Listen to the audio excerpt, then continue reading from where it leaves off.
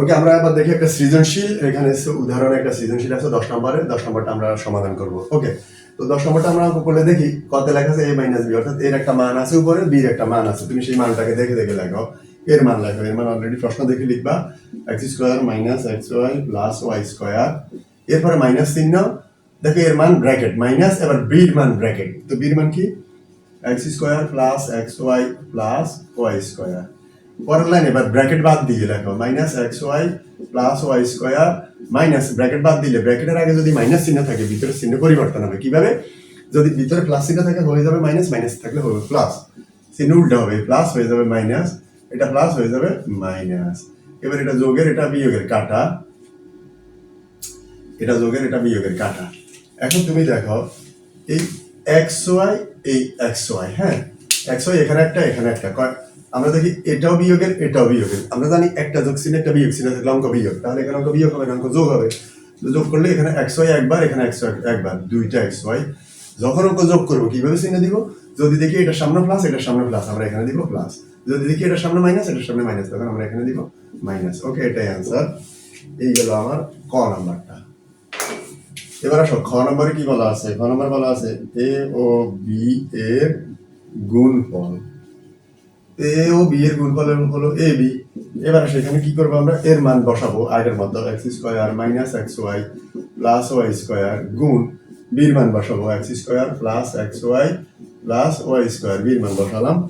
এবার তুমি যদি এই দুইটাকে গুণ করো, দেখো এটাকে আমরা একটু আগে যেভাবে উপরে নিচে বসাই আমরা গুণ করছি সেভাবেও পারো, আর সূত্রের মাধ্যমে পারো। সূত্রের মাধ্যমে কিভাবে পারো দেখো, এই যে দেখো x square plus y square, এই মাইনাস এক্স ওয়াইকে আমরা এক পাশে লিখছি। দেখো কিভাবে, মাইনাস এক্স ওয়াই এটাকে আমরা এক পাশে লিখলাম। আর এইদিকে খেয়াল করো x square plus y square আর এই প্লাস এক্স ওয়াইকে এক পাশে লিখলাম।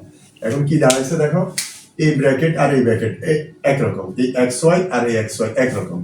এখন এটাকে আমরা এ বলবো আর পরেরটাকে আমরা বি বলবো। এখন দেখো এ আর বি একবার যোগ, এ আর বি একবার বিয়োগ। যখন দেখবে এ আর বি একবার যোগ একবার বিয়োগ, তাহলে সেটা কি সূত্র? সেটা হলো এ স্কোয়ার মাইনাস বি স্কোয়ারের সূত্র। তাহলে কাকে বললা তোমরা? এই ব্র্যাকেটটাকে বলছি এ স্কোয়ার মাইনাস এই এক্স ওয়াই কে আমরা বললাম বি, এই যে আমার বি স্কোয়ার।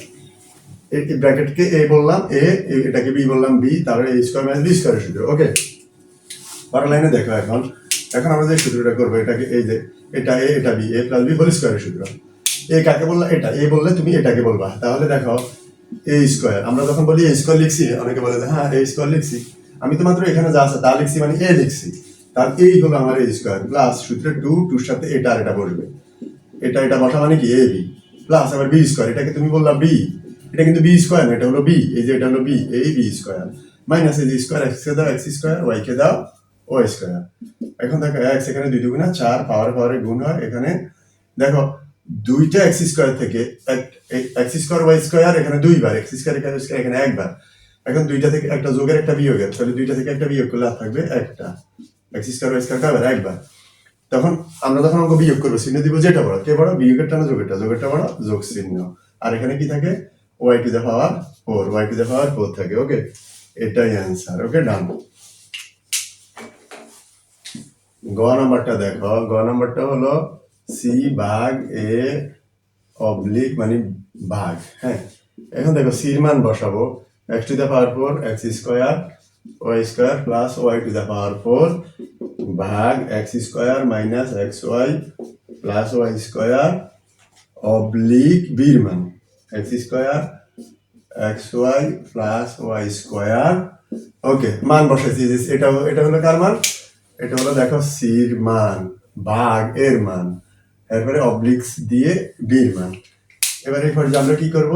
আমরা এটাকে জানি যে ভাগ করতে হলে এটাকে উপরে লেখা যায়, x to the power 4 x square y square plus y to the power 4। এই ভাগ, এটা ভাগ চিহ্ন, এটাকে নিচে লেখা যায় x square minus x y plus y square, এটাকে নিচে লেখা যায়। কেমন? এবার এই অবলিক মানে এটা ভাগ, ভাগ চিহ্নকে তুমি যদি গুণ দাও এটা নিচে মানে এক আছে, এটা উল্টে যাবে, এক উপরে উঠবে, এটা নিচে আসবে। এবার পরবর্তী লাইনে আমরা কি করতে পারি? নিচে আছে x square plus x y plus y square. একটু আগে তুমি দেখছো যে এই অঙ্কটা এটা ক্ষয়ের ফল, এটা হলো ক্ষয়ের ফল। তো ক্ষয়ের ফল কোথা থেকে আসছে? ক্ষয়ের অঙ্ক থেকে। তো ফলের জায়গায় অঙ্ক বসাই দাও, এটা ছিল ক্ষয়ের ফল। তো ক্ষয়ের ফল কোথা থেকে আসছে? ক্ষয়ের অঙ্ক থেকে। তো ক্ষয়ের অঙ্কটা বসাই দাও, ক্ষয়ের অঙ্কটা আমরা দেখে দেখে বসাই দিলে ক্ষয়ের অঙ্কটা হলো এরকম x square minus x y plus y square x square plus x y plus y square, এটা হলো ক্ষয়ের অঙ্ক। গুণ এটাকে আমরা এই পাশে যা আছে তা লিখবো, x square plus x y plus y square. এখন এটা ছিল ক্ষয়ের ফল আর এটা ছিল ক্ষয়ের অঙ্ক, ফলের জায়গায় অঙ্ক বসে দিছি একই কথা। এবার এটার সাথে কোনটা মিলে, এটা মিলে, এটার সাথে এটা মিলে, আর কিছুই থাকে না, এটা থাকে, এটাই ডান পক্ষ। ওকে, ফাইনালি দেখবো বাম পক্ষ সমান ডান পক্ষ প্রমাণিত। ওকে।